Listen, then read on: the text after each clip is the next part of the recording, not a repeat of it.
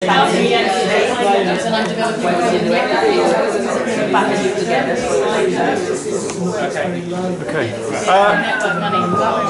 Ladies and gentlemen, I'm delighted to introduce Richard Wright. Over to you, Richard.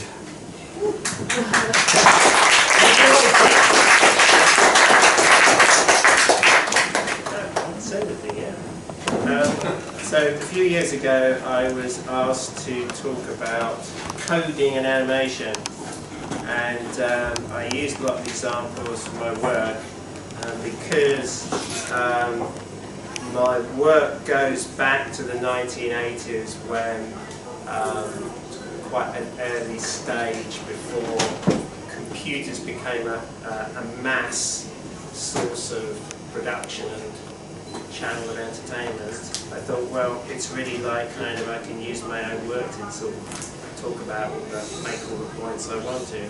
So, so I've kind of built on that. So it's like a kind of a journey through some pieces of work of mine as an artist programmer, and because it's quite specific, I've included all sorts of bits and pieces that have either never been seen or I don't normally show unless it's in a kind of, you know, kind of research context or kind of private. What do you think I should do with this context?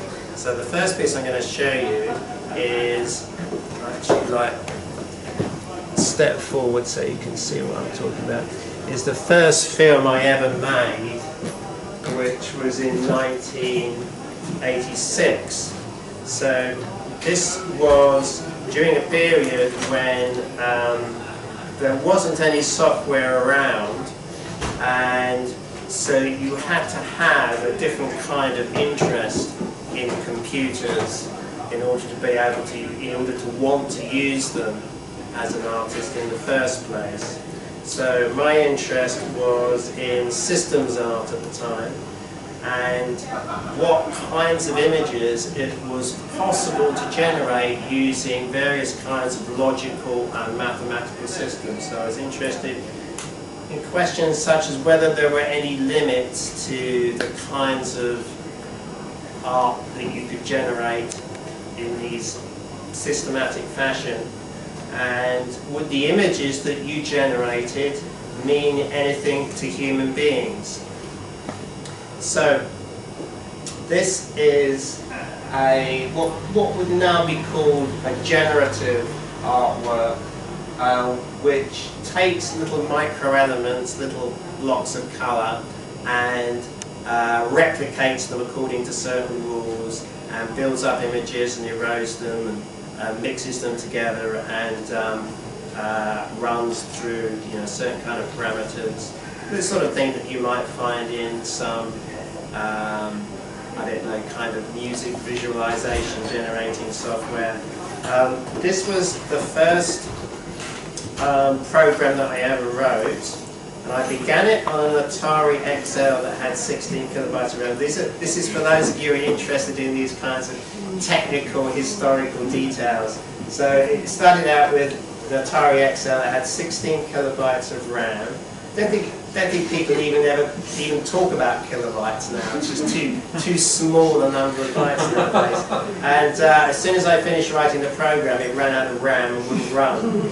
So then I uploaded it to a Commodore 64, which had 64K, and started to produce a few images, which kind of proved the concept at least, but it was far too slow to produce an animated sequence, which seemed to be the kind of logical next step. So then I managed to get access to a mainframe at an IBM scientific centre down in Winchester, and I was able to generate enough images to make a little animated sequence. So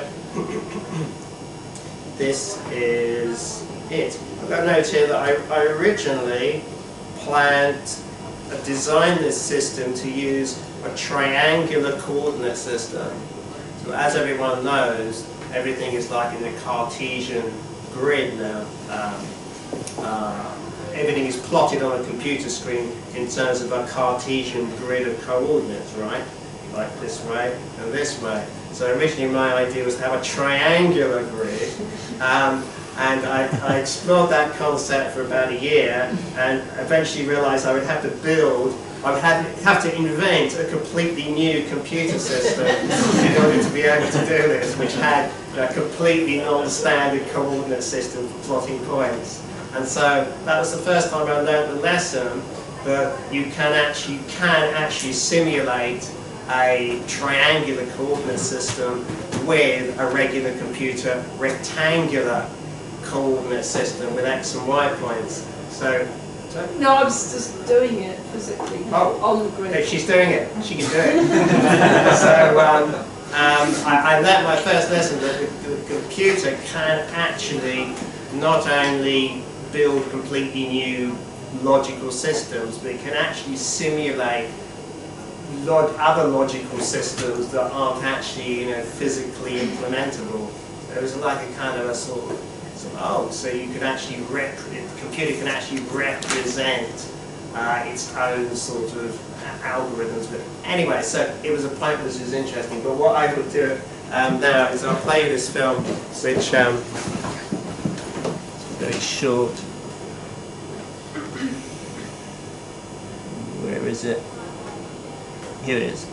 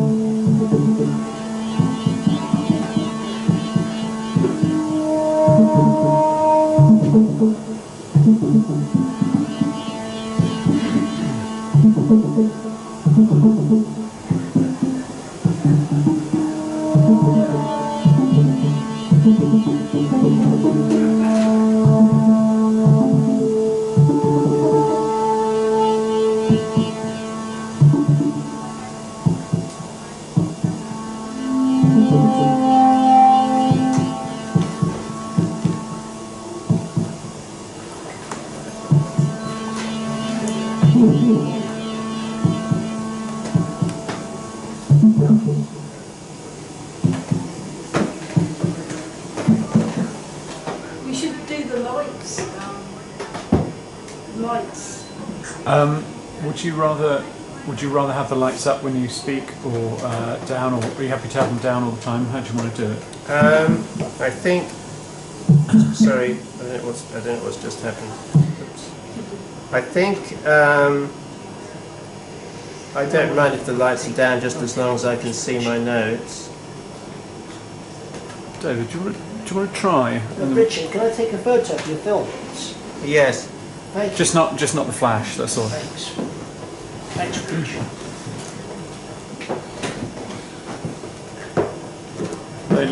Can you read all right? No. Oh. Where are my torch? Sorry, I can't do the bloody thing. Someone will just have to stand there and switch it on and off there as Thanks, Kate. Well, maybe I can do it, because I know when it's supposed to go on and off. well. Okay. Thanks. Just tell me when. I just go to it. Okay, so quite shortly after making that film, I lost interest generally in generative art, making images algorithmically as such, because I realized that the computer's power to encode and represent language systems was so great that there was no reason to limit oneself. It seems slightly perverse to limit oneself to that kind of more low-level kind of abstraction. And so I started then looking at representational computer-generated imagery, but especially somehow trying to find ways that it could address things to do with the history of technology itself. So by the early 1990s, Jason Wright and I made this film called Heliocentric, which was commissioned by Animate. Not in my time. Right? Not in my time. I'm not that old. Yes, in the golden age of Animate.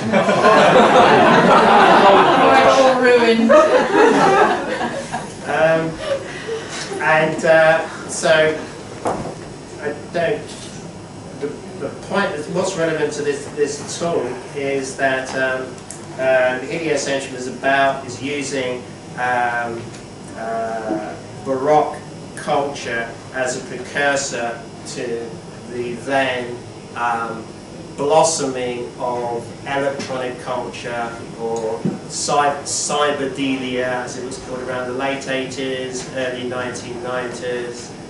This kind of hypnotic, intense use of computer-generated graphics, like the previous film, but really, really pumped up in a nightclub, just kind of, you know, banging away there, and trying to link that to a much wider history of the way that cultural technologies had been used socially and politically, and using Louis XIV's Baroque court of Versailles as a stage for that kind of discussion. So it is what would now be called an essay film, although at the time we didn't know what an essay film was, so we called it an experimental documentary.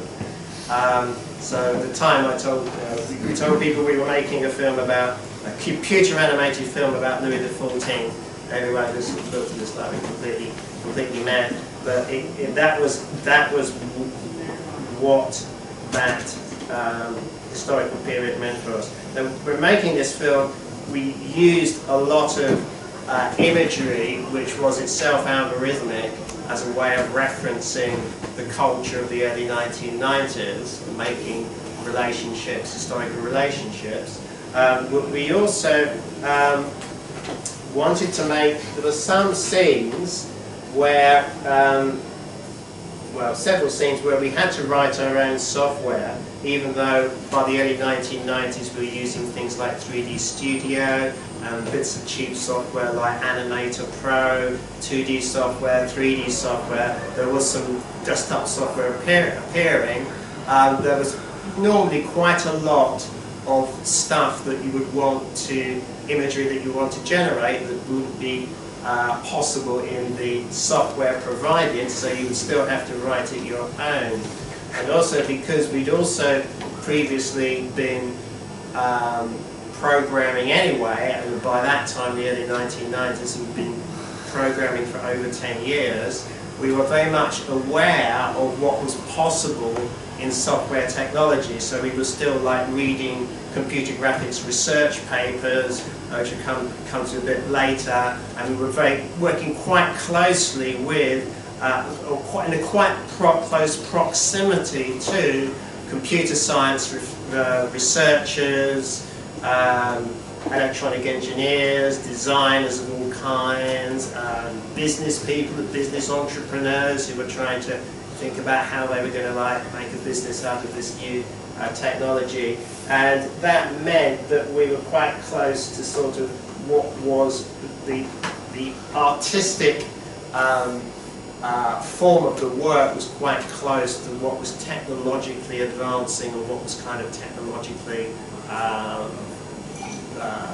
had technological potential. So in this particular scene, we wanted something which we already knew that we could make a kind of it was possible. Researchers had worked out how to make a 3D volumetric space. We knew that because we'd seen research papers and we'd seen little demo from research laboratories, and so that you could move through this kind of 3D volumetric space. And we wanted to create this sense of immersion at the point in the film where the central head of Louis XIV explodes, or you dive into it and you find yourself inside the head in this kind of intense sort of but mysterious kind of space of limitless propulsion. So this is the shot here. Oh, I forgot that when you hit the space bar, it goes away. Here we are.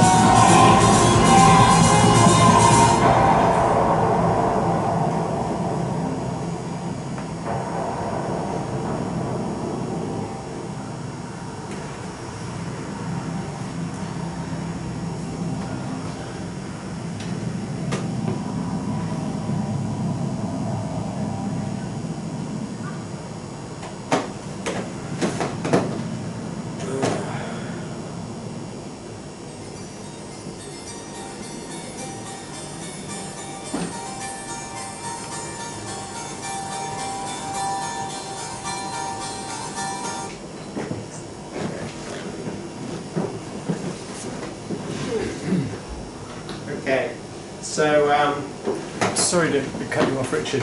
Is there any space for John and Bunny to sit down anywhere?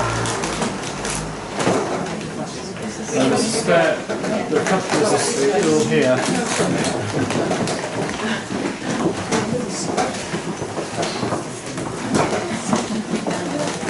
Sorry, Richard. So it was because we were so close to computer graphics research that we knew that there was such a thing as ray marching, and that fed into the whole artistic development of the film. And Jason went away and wrote a ray marching algorithm. And nowadays this kind of volumetric rendering is now much more standard in 3D software. But if we hadn't actually been so close to the world of computer graphics research, then we wouldn't have thought of it at the time. So it seems now that this is kind of a question of what is sort of a kind of image that you have to develop the production tools in order to, that aren't already there. But just recently, just a few years ago, I was actually asked to write another ray marching algorithm for a project to visualize brain slices, because they couldn't actually import the brain slices directly into any 3D software, and they needed someone to actually write a bespoke ray marcher to actually render them. So it's been strange that after 25 years, what we thought was now standard in 3D software, volumetric rendering, there's actually still a call for it. So it was a bit odd. But anyway, the other example is in Heliocentrum. We wanted the head, some other effect for the head to return, and then somehow create an image of the energy diffusing into a surrounding area, like the absolute monarchy of Louis XIV, the absolute centralization of power in Louis XIV's head would dissipate under some kind of, implosive force and dissipate into the surrounding landscape. And we were thinking in terms of what would be a suitable image technology for this effect. And at the time, as before, we knew that there was something called fluid dynamics, which was being developed. This was also at a very early research stage. I dug out a paper and managed to implement it and produced a scene which produced a test for a scene which we ended up not having time to make. But I can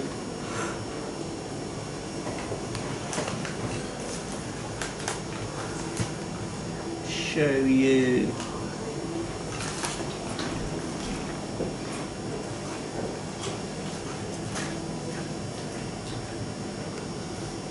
Yeah. A pilot, the sort of thing, pilot of what the sort of thing that we had in mind. So this is actually a fluid dynamic system which was implemented straight out of probably like the first research paper to actually describe the process, which sort of worked, but turned out to be just kind of too late for the end of the production, and so was never used. But we did actually do a demo of it, of a version of it which is here.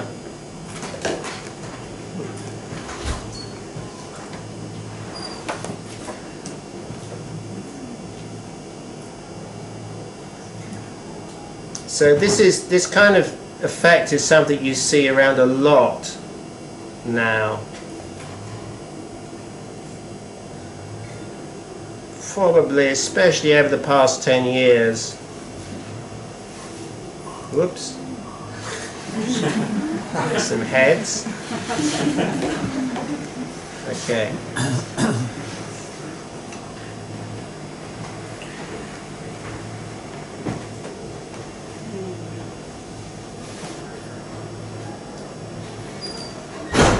Okay, that's next.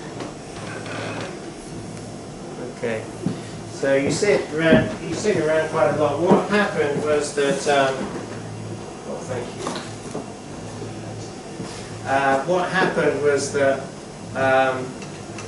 the context of the research for the scientists that were developing this at the time, so this also would have been mid-1990s, early mid-1990s. They were modelling water surfaces for, you know, just because they wanted to model everything, you know. There's a lot of water around. They want to make, you know, kind of water react against containers, other objects like boats. So it was kind of a mounting research that continued from that point. But it was designed literally to model a water surface as a series of height fields. So your water is basically simply a height of water, and the original algorithm was like that. And when the water kind of splashes around and there are waves and things, it's simply the height of each point in that water plane going up and down like that. So they only have to simulate water heights across a plane. Now they mix it in with all kinds of other things like particle systems, and they've extended it a lot. The basic algorithm is just a height of sampled heights of a water surface, and each one just going up and down. And when I read that, I realized that you could easily translate that into an image processing algorithm, which is what basically this is. So instead of having heights going up and down, you have black and white scales increasing and decreasing. So the logic transfers quite easily into a different kind of implementation, if you like. But no scientist would be interested in such a thing, because what does it have to do with what they do? You're modelling a water surface, and so it's a water surface is, you know, there's a depth of water. It's only an artist that would be interested in such an implementation. And so I realised at the time that there's actually quite a lot of, you know, things probably getting lost over the course of the history of computer graphics research. Quite a lot of interesting things which might never get picked up, because the aims of artists and scientists are not the same. Not only are their aims not the same, simply the way that they approach problem solving is not the same either. So, fortunately, especially at that time, there was still a lot of interchange, a lot of traffic between artists and scientists, at least on a personal level. So I was able to implement this paper, you found out about it, and then it kind of went on like that. But we never actually put it in a film. It's one of those things which actually, you know, you never actually did anything with. So that was the mid-1990s. So I won't mention that. So now the next stage is in about 2000, and we move on from here from writing software to make images to writing software to image other kinds of information. So around about the late 1990s, there was a blossoming of interest in data visualization for artists and data visualization. Ways that, I mean, this has been going on since the late 1980s at least, but it especially started to become a thing in the late 1990s. The idea that artists could bring their visual literacy and general creative trying things out into the data visualization practice to help to find out what is actually there. We've got a big pile of data, scientists don't know what to do with it, they're not used to making images for, for exploratory, basically experimental reasons, and so there was interest in maybe there's a kind of collaboration possible between artists and data scientists. So it was generally a thing, and I developed something called, a project called the Bank of Time, which is a data visualization project to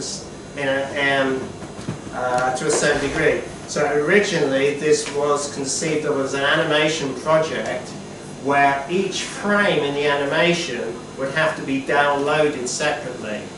So instead of it being 25 frames a second or 12 frames a second, you would actually be an experience of watching an animation in which each image just sort of downloaded one by one over some massively extended period. And the form it eventually took was a screensaver. So what happened was that I took about 8 or 10 sequences of time-lapse footage of plants growing. This is a sunflower, and the way the Bank of Time works is that the plants grow during your idle time. So screensavers are quite a big thing in the early 2000s, late 1990s. And so what happens is that when the screensaver comes on, the time in which the screensaver is on is fed, in a manner of speaking, into the growth of the plant. So in order to grow a plant through its complete life cycle, you have to idle your computer for, I think it was maybe about 30 hours, 30, 40, something like that, to get through the entire life cycle. So it's obviously sped up quite a lot. But it is a way of very tendentiously, very emblematically visualizing your idle time.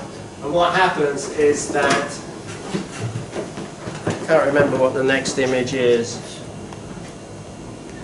Oh, okay. So this is a sequence of images which show you that my time-lapse sequence took you through the entire life cycle of each plant. So there's a sunflower, there was some corn, there was some poppies, there was a cannabis plant, and a whole bunch of mixed stuff. And after they reached their full maturity, I let them continue until they died, and ended up all looking like this. So it's like a screensaver Vanitas project. You see the entire sort of earthly things, you see the entire life cycle of earthly things that blossom, germinate, come to maturity, and then they pass away, as all earthly things do. But while it's actually growing, it is uploading the idle time of the user to a website where everyone can see who is idling the most time, and then ranks them by the amount of idleness and idleness percentage, which is the far right-hand column. And after someone has like grown a plant through their idleness, then you get like an option of another plant until you've gone through the entire nursery, so to speak. When you've gone through the entire nursery of like, I don't know, about 8 plants, I think, and it says something like, this person ran out of time. So these are all the email addresses of people who were using it, and this was about 2000, and I ended up with about 10,000 online users, and there was also an offline version possible, which of course I don't know how many users there were. So for a experimental arts project, it was quite gratifying.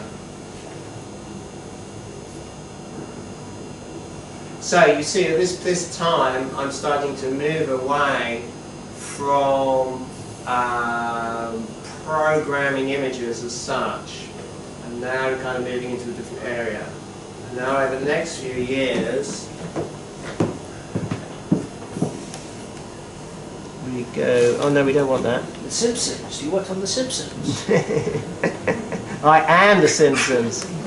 You worked on The Simpsons.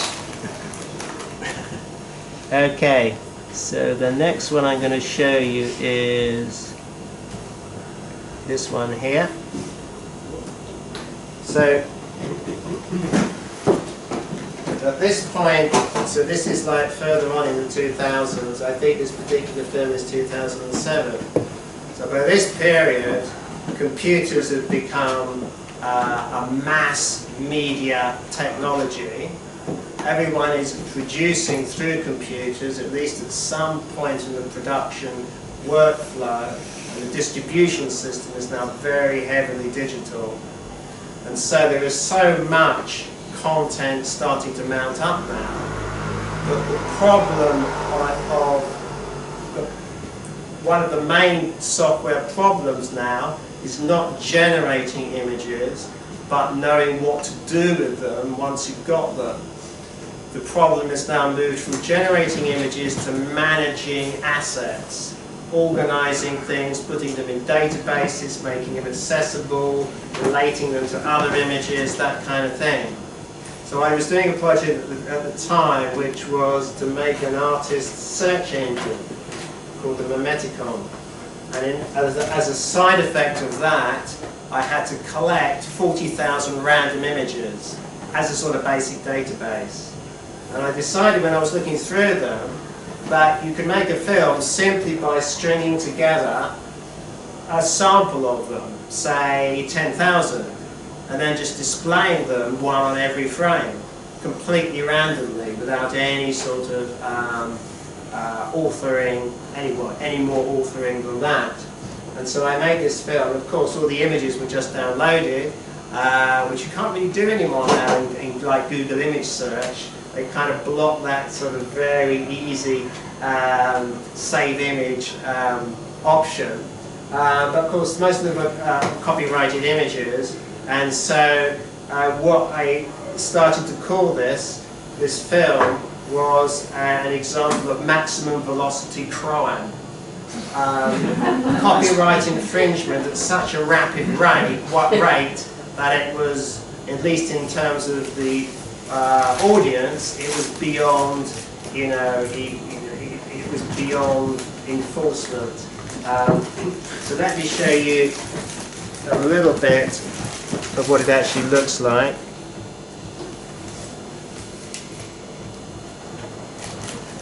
Lovely.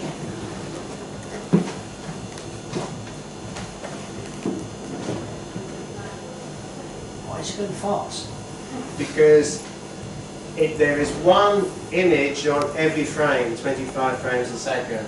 So I'm packing the maximum amount of information onto a film, supposedly. And so it's completely, there is no sort of connection between one image and the rest. There's a very random flick of film. but I decided that I kind of quite like the sort of visual rhythms that it sets up, and also the way that sometimes your eye catches something. Like especially if there's a lot of flesh in the image. Those imprint you. So it's an interesting kind of, in terms of human perception as well.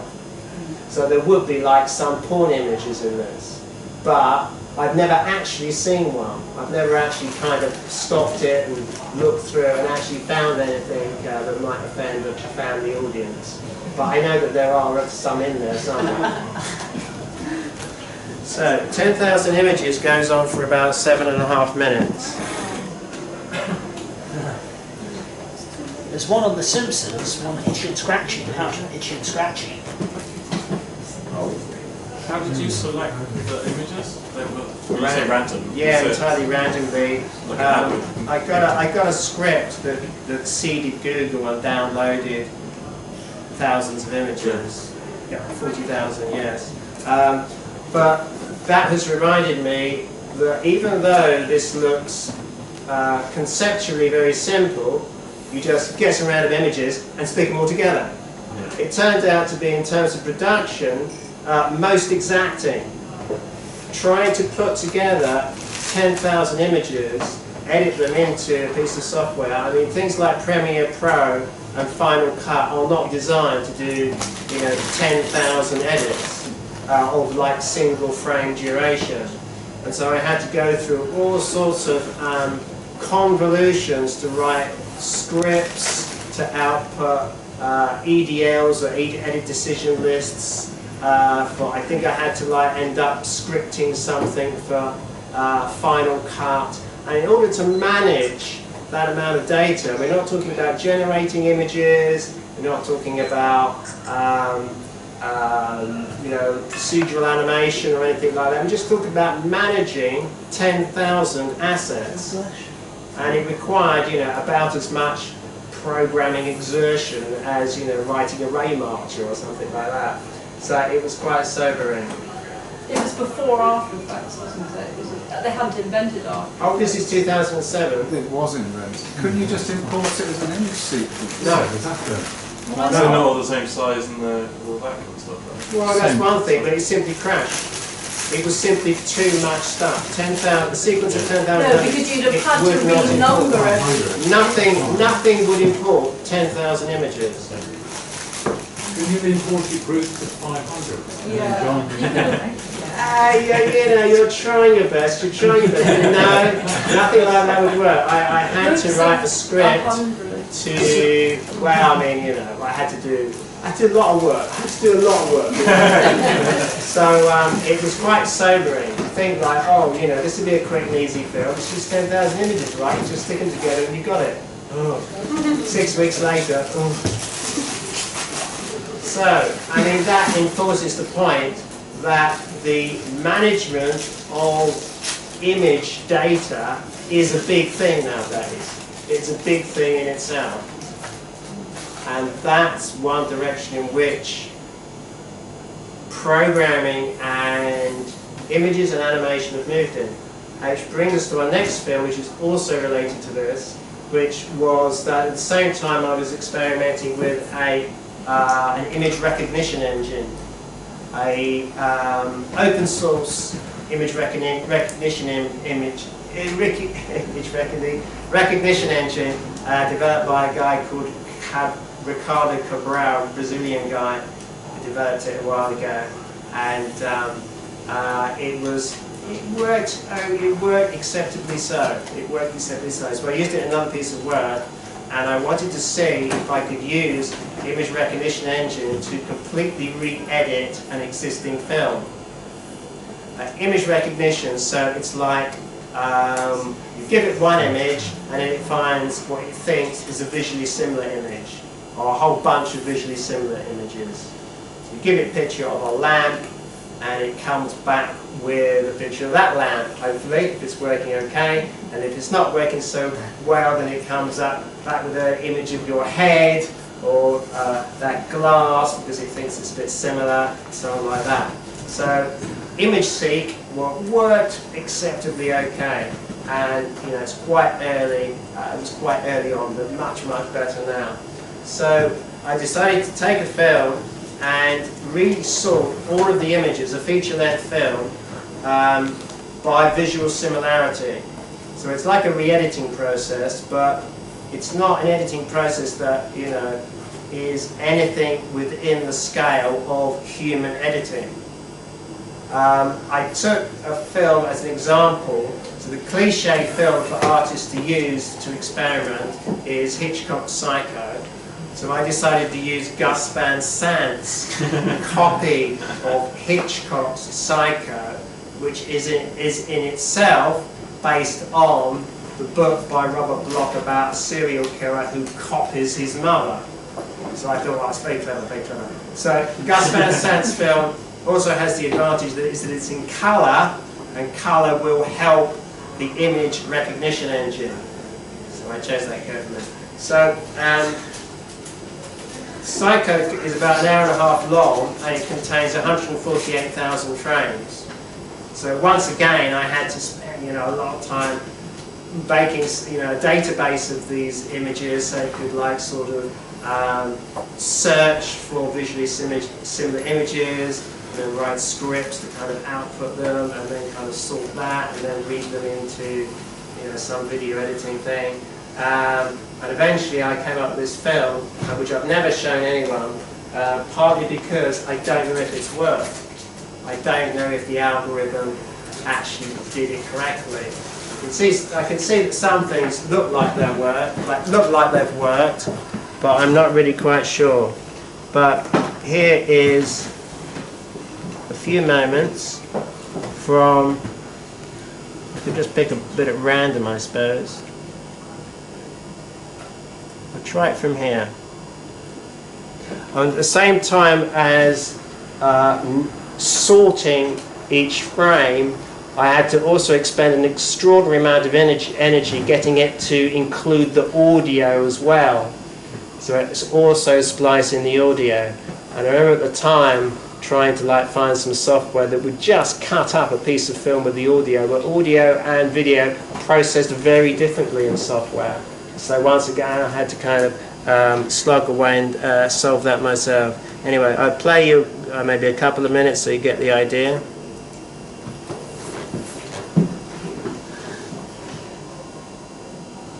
I'll turn up the sound.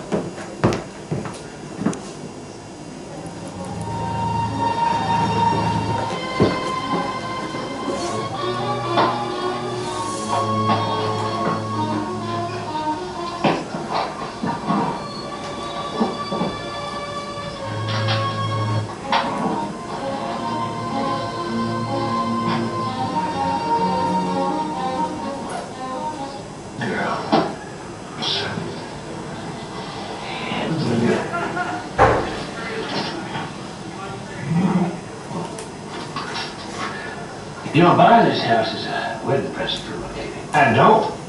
So I'm able to keep it feeling good. I haven't met Bob, you see. You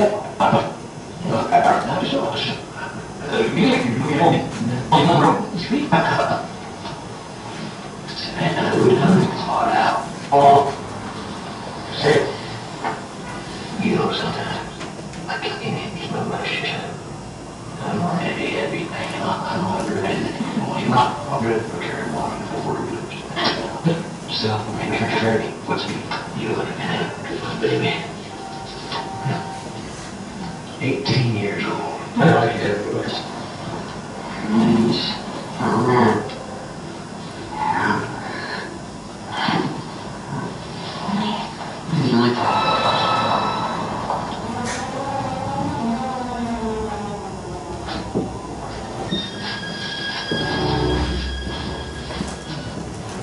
Funnily enough, that she was a fucking sucking up. Of course, he's like, she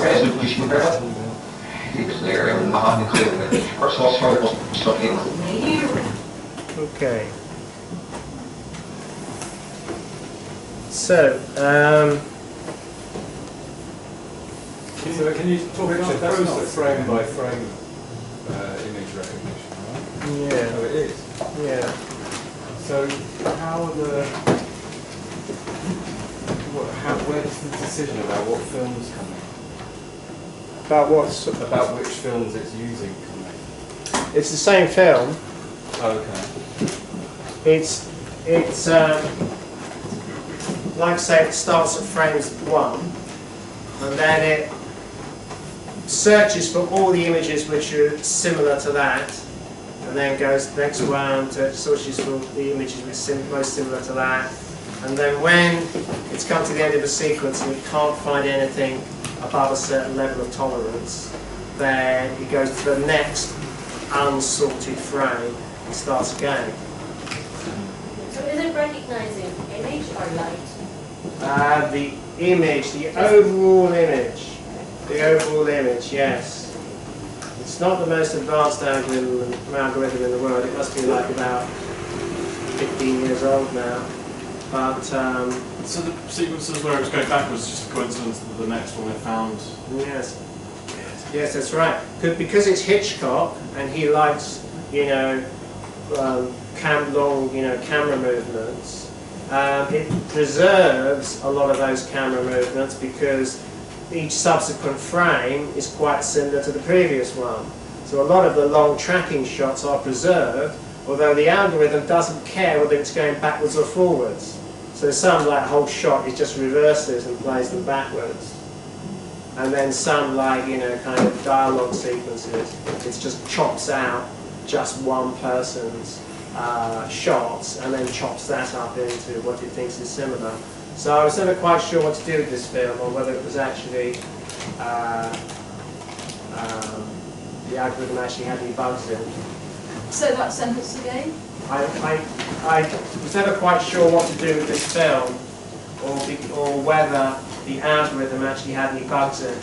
I'd have to actually sit down and go through, 100 frames or so, and after after just making it, it was just a bit too much. Just a bit too much. But what it seems to be doing is the opposite of what you do in your edit, which is cut from one thing to another. It's just using the same. Until it runs out Yeah. of things which it thinks are similar, and then it just goes on to the next unsorted frame. And there are different ways of doing it. There are different ways of implementing a film composed of visually similar frames, resorted by visually similar frames. There are different ways of implementing that overall idea, and I chose this one so I could try another one and see if it looks more interesting. I don't know. So some is running backwards and some forwards. Yeah, because if you've got a Hitchcock sequence where you've say the camera is just tracking through a scene, this frame is quite visually similar to this frame, but also to the frame before. So to the algorithm, it doesn't care whether it goes forward or backwards.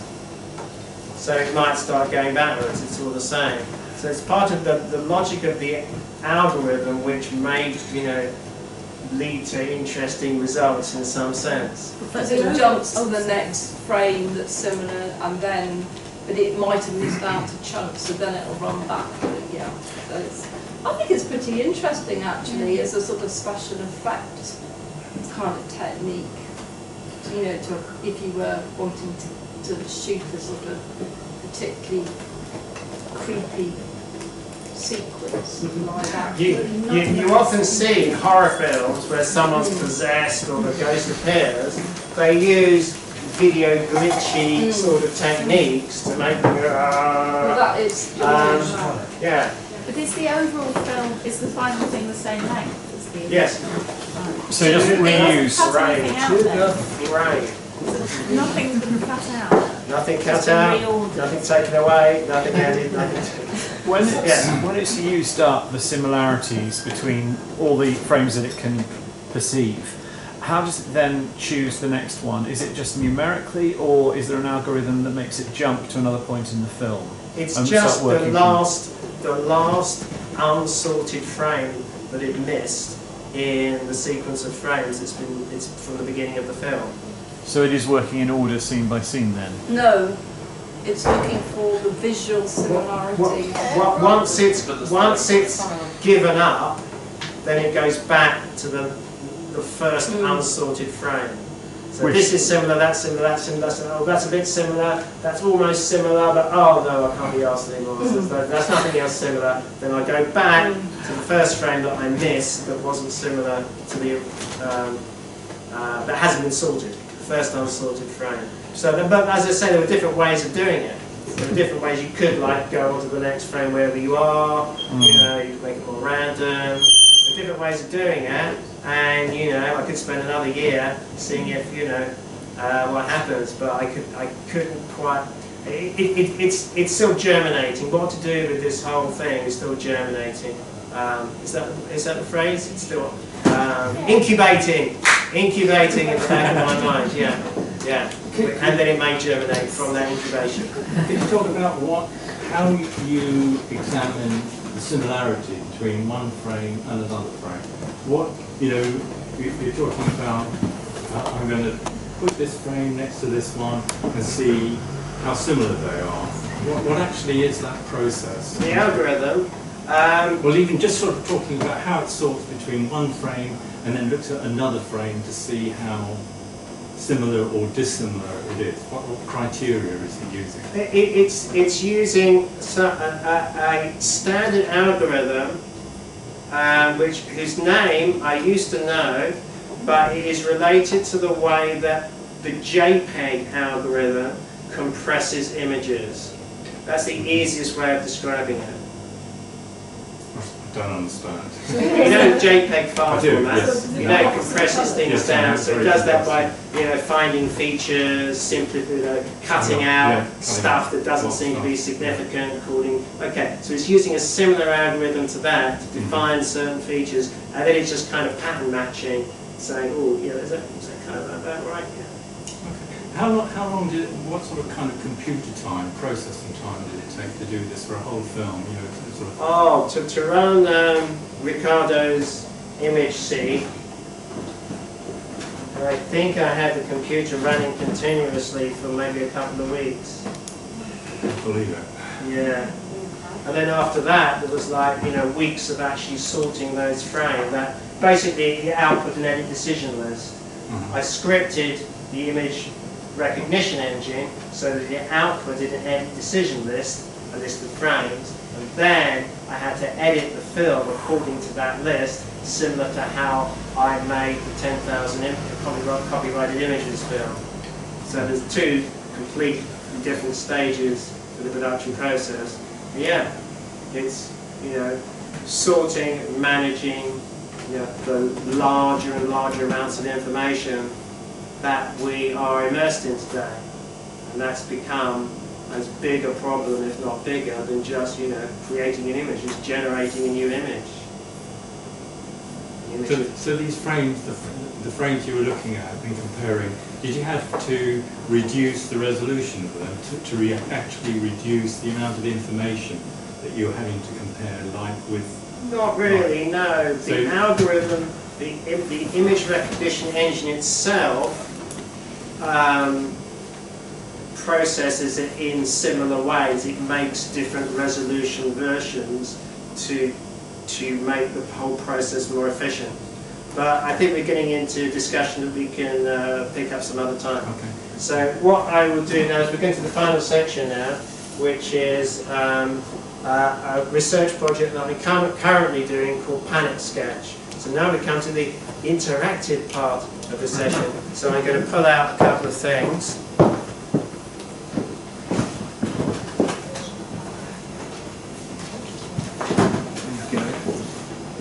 Can I ask a quick question before we go on? You know, the 10,000 figures, to me they look like there were two layers, one large and one small in the middle. It's an optical effect. That was an optical effect. Yeah. Wow. It's on Vimeo. You can go and step through it frame by frame. Well, because the ones in the background, to me, seemed like they were staying for longer than the ones in the front. I think that is, I know that's an optical effect. So those kinds of visual side effects are things that I thought were quite interesting, just through the sheer quantity of information that your eyes try to take in. So, why have we got explored? hate things like that.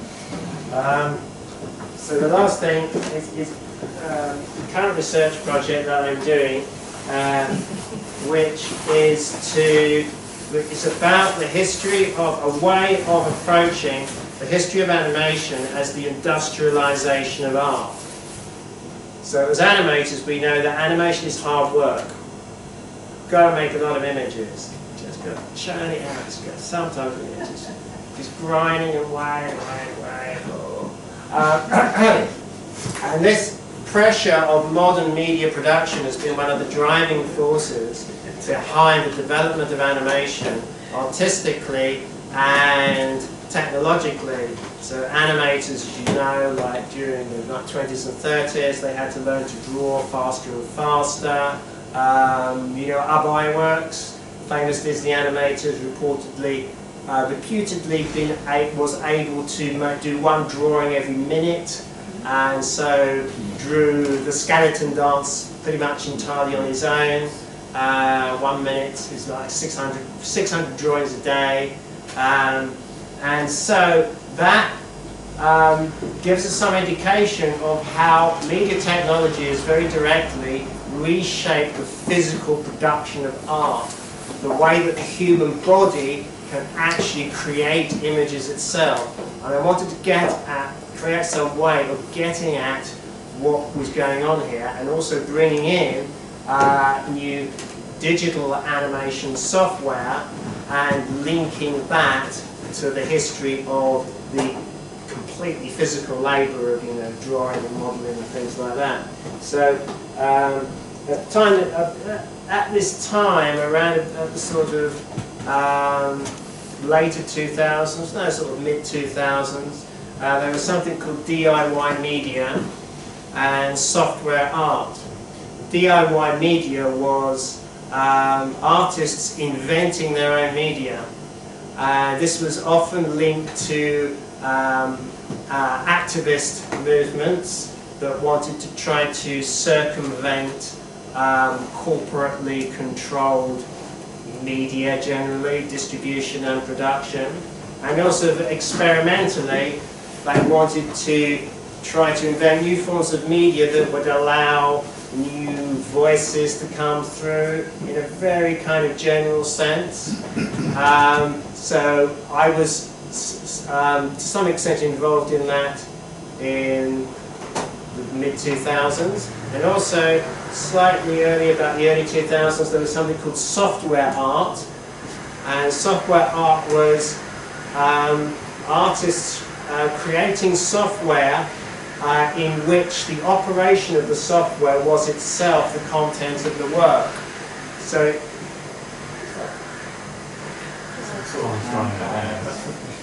I'm also making a project about hand dryers, actually. Really appropriate that that just came on and rudely interrupted me. What's it going to do? What's it going to say? Software art. That's right, that's right. Okay, so software art, the actual operation of the software, you know, the information it's processing, what it's doing, you know, grabbing a bunch of data, grabbing people's identities, mixing it with other identities, making, you know, artificial beings, blah blah blah, things like that were part of the content of the work, and also the actual use of the software itself as an experience by the user was also part of the content. So using the software became a performative experience, and this was an important part of software art, and it is what this project Panic Sketch is about. So I'll show you a little bit about what it looks like. Oh, so this was an image underlining the way that animators, you recognize where this is from? These two frames? Yeah, Little Nemo. So Windsor McKay? Sorry? Windsor McKay? That's right, yes. So this is the left hand, oh, both of them actually, from the intro sequence to Little Nemo, isn't it? His first animated film, where Windsor McKay wants to reinforce the fact that in order to produce an animation nowadays, you have to do an absolutely superhuman amount of work. The animator is a kind of artist who is not just good at drawing, but who can crank out an absolutely phenomenal amount of work at a production rate which is marvellous, you know, just incredible. So this kind of shifting in the perception of the artist that came along with some ways that animation was presented was quite interesting to me. This is the interface to Panic Sketch, which I will show you. So basically it is a timed drawing app existing for our iPhone software, because that's the easiest way to ensure that your software will run on different iPhones. It's set up by default to give you 75 frames or 3 seconds to do a drawing, after which it will wipe the screen and go on to the next one. So it forces the artist to work within a fixed time frame, as though they're like on some kind of tailorized treadmill, having to churn these things out.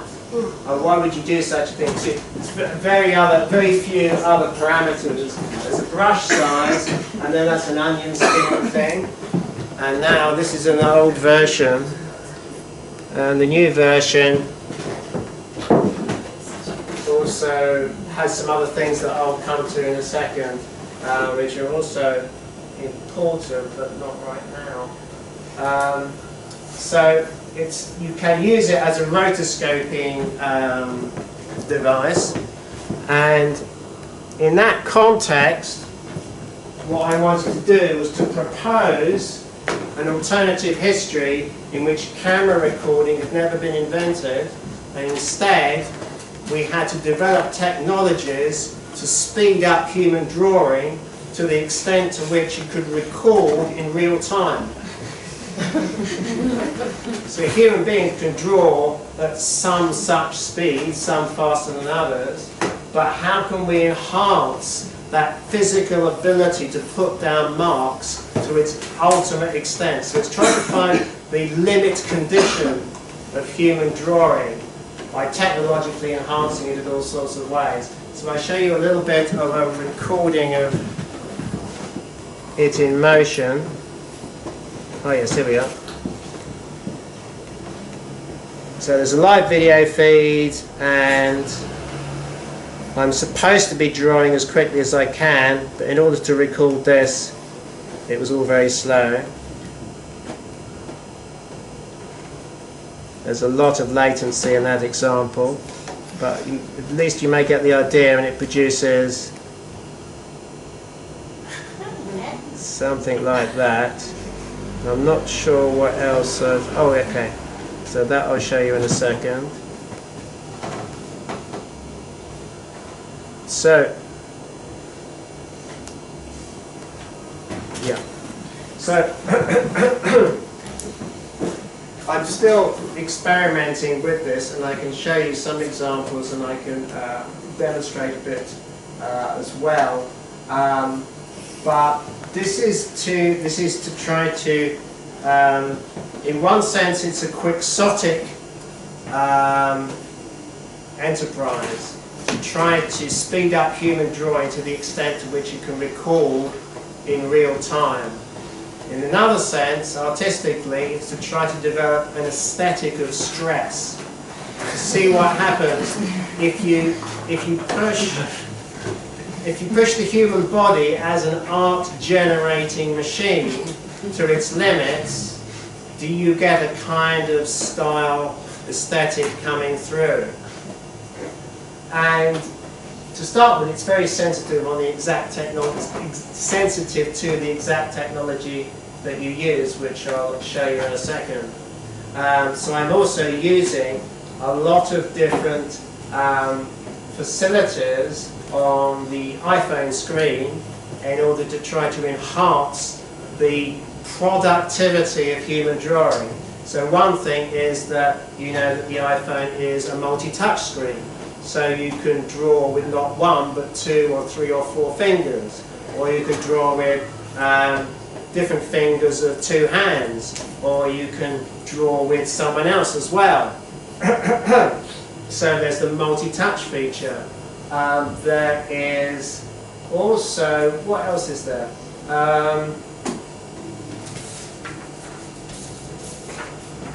There are 1 or 2 other things like that. I mean, if you compare this to drawing in a sketchbook, simply the amount of time it takes to turn a page it introduces a massive amount of delay. So even just the fact that you don't have to, you can just carry on drawing has a big impact. And the other thing, should I just show you an example of a few things that I've recorded before we finish up. It's really just a few seconds of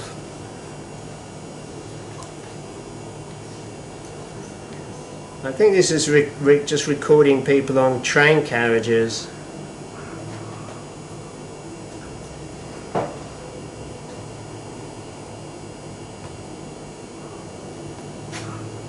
Yeah. And these last 2 at the end here, this is when I'm no longer rotoscoping. I've just turned the camera flat onto a table and I'm just using it as like a drawing pad without actually trying to record anything through the camera. So I should have experimented with different ways.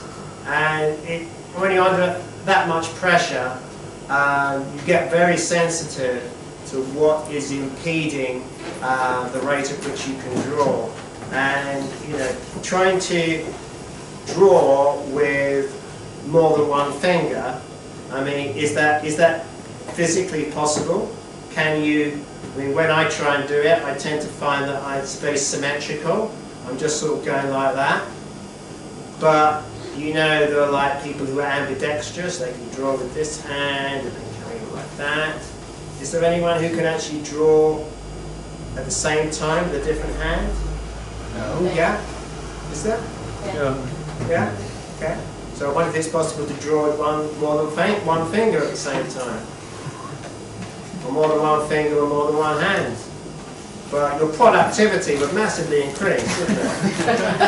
Wouldn't it?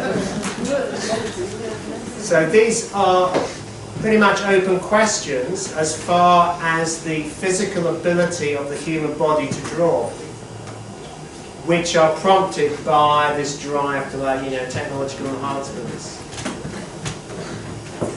One particular thing which is relevant to the iPhone, which I think we might be ending with, is that the iPhone, it's impossible to find a drawing package on the iPhone which is pressure sensitive. So you cannot find, there is actually one little app that I did find that implemented pressure sensitivity. But the reason is that Apple protect that. It's kind of largely undocumented. But the screen, the Apple screen, let me actually launch the app so you can see it. The Apple screen is actually sensitive to, can actually record the width of your finger when you put it onto the screen. But that parameter is almost never used.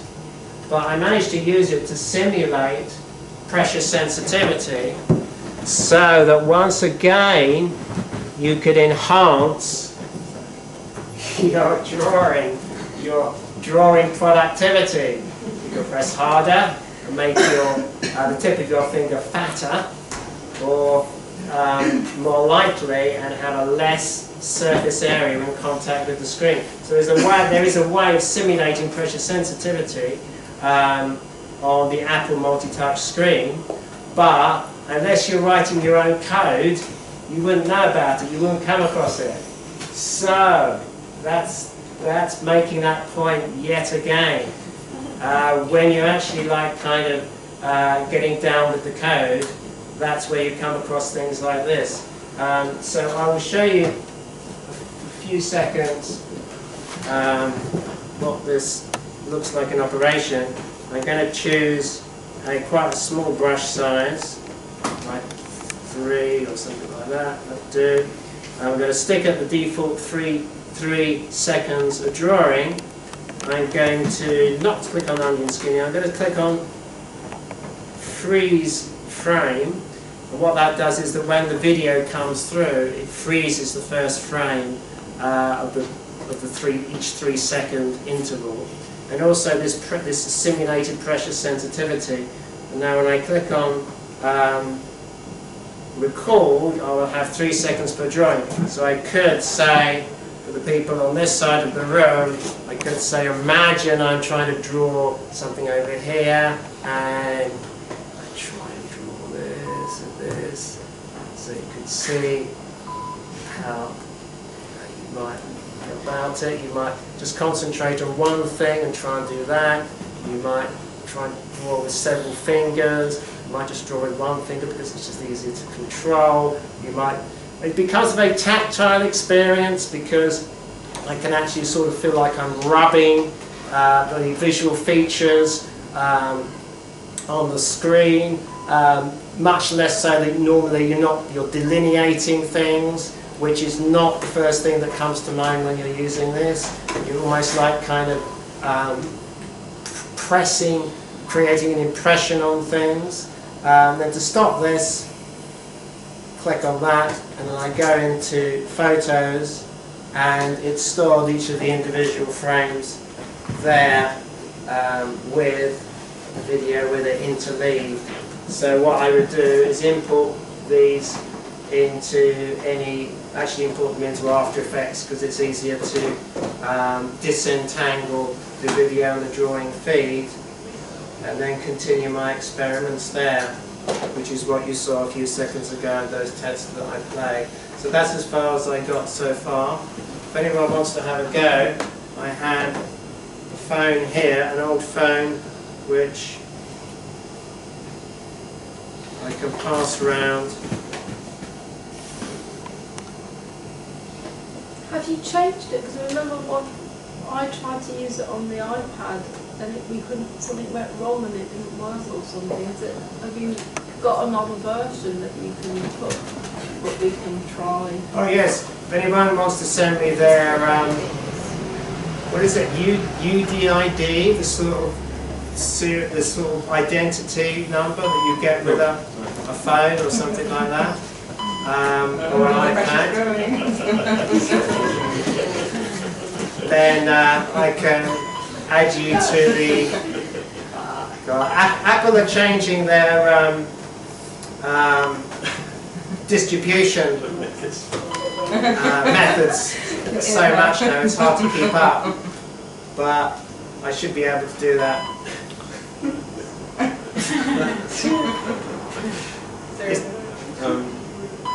This is not available on the Apple Store. Can you play it? I doubt whether it ever will be.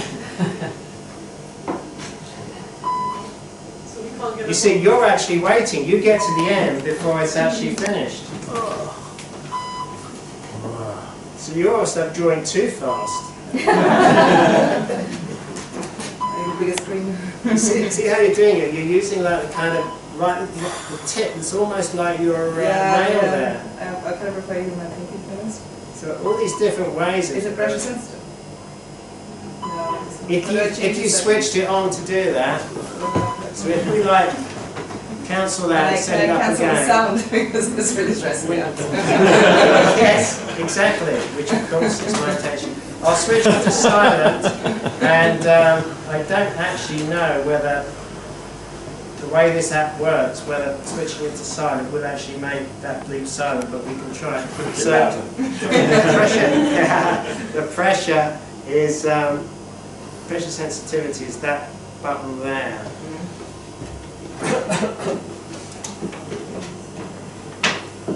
Okay. So, would you like to have a short break and then answer some questions in the second half? I would like to answer the questions right now.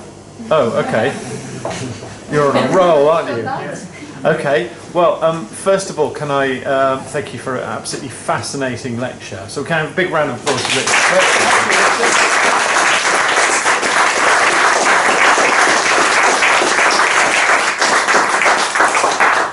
It's fascinating to hear someone who's producing work in such an intellectually different way that most animators produce work. Yeah, can we who wants to ask Richard a question? Do we have any burning questions? Who put on the Little Nemo? Who was Little Nemo based on Winsor McCay? It's not Nemo the fish, but what was it named after? Little Nemo? Yeah. Well, it was like a little kid, wasn't it? But it was a clown. Was it? No, it's a comic strip. It was a weekly comic strip about a little boy, wasn't Yes, it? it was Winsor McCay's comic strip. I thought it was a little... It was an Eskimo. An Eskimo. No, it wasn't. I know you're It's a not little boy who allowed to say lived in Manhattan. It was his dreams, wasn't it? Dreamland. Yeah, Dreamland. Oh, I Yeah, thought, well, maybe one episode. Dreams of a rabbit theme. As an Eskimo. that's it.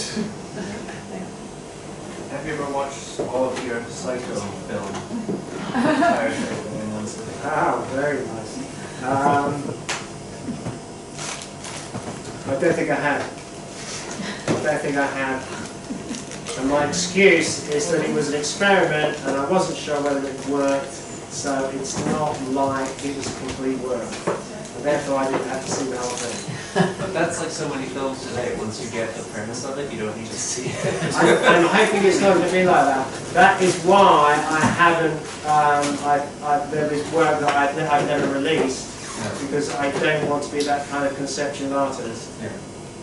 Yeah. I know you could just release a section of frames daily on Instagram. I suppose so, yeah. You could do. Yeah.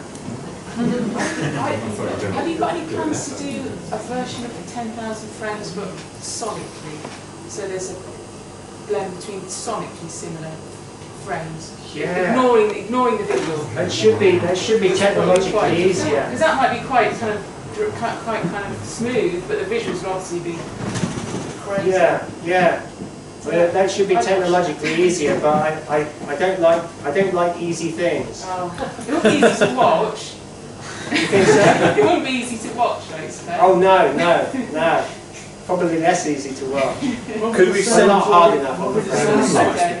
Could we send you our short films and have you kind of remix them using software? Yeah. Do the Richard Wright mix. Yeah.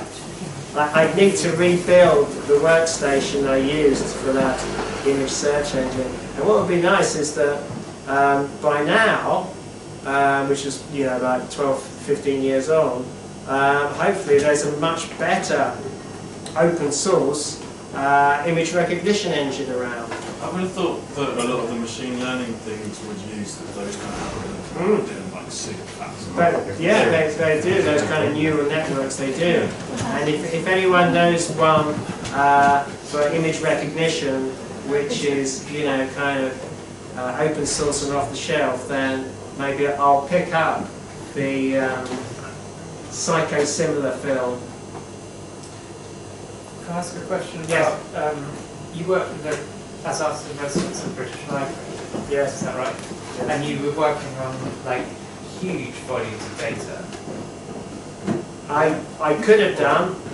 I didn't see fully your, but it looked like it was kind of going way beyond 10,000 images to something much more complex about acquisitions of around the world, the collections. Oh, the video that Martin put up, Yeah. the knowledge migration Yeah. video. Okay, that's based on a sample of the printed catalogue. So now I'm talking about another video which I could have shown tonight as well, which is it's a visualization of the British Library catalogue. I don't think I have. I'm not sure I have a copy to show. But what I did was I got for this an artist in residency at the British Library a couple of years ago, I got a sample of their printed material catalogue of about 300,000 samples, which is something like about 3%, something like that. And then I plotted all of the items, basically books, by publication date on a map where they were published, so you could see how the British Library's holdings had sort of how the distribution had changed since the late 19th century. It was founded like about 1753, something like that. So you can see how they've spread around the world, and also the rate at which the acquisitions have increased. It's also it's quite different to the rest of the work you've shown, because it's aesthetically very beautiful to watch. It looks like you've consciously made something to look, to enjoy the aesthetics of, as well as the data and the concept. I actually hadn't put a huge amount of effort into making it look nice. It was actually